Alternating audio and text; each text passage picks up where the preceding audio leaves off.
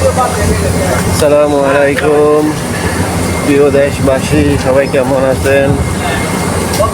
আশা করি সবাই ভালো আছেন।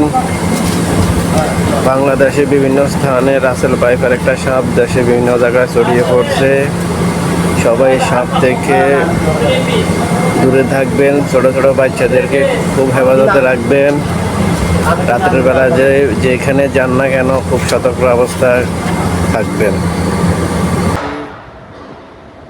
যদি কোথাও সাপে কাউকে কামড় দিয়েছে এবং শুনছেন, তখন মানুষ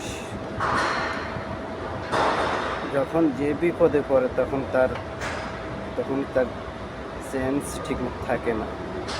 না থাকলে পাশাপাশি যে থাকবে সেই ওই সাপের একটা ছবি মোবাইলে ধারণ করে নেয়। যখন আপনি হাসপাতালে যাবেন তখন আপনাকে জিজ্ঞেস করবো কী সাপ, তার নমুনা জিজ্ঞেস করবো, তার সে কী কালারের, সে কী রকম। আপনারা সঠিক উত্তর দিতে হবে। যত সঠিক উত্তর দিবেন যত তাড়াতাড়ি আপনাদের রোগীর চিকিৎসা এত তাড়াতাড়ি চালু করতে পারবে। এই জিনিসটা সবাই মাথায় রাখবেন, সবাই খেয়াল রাখবেন।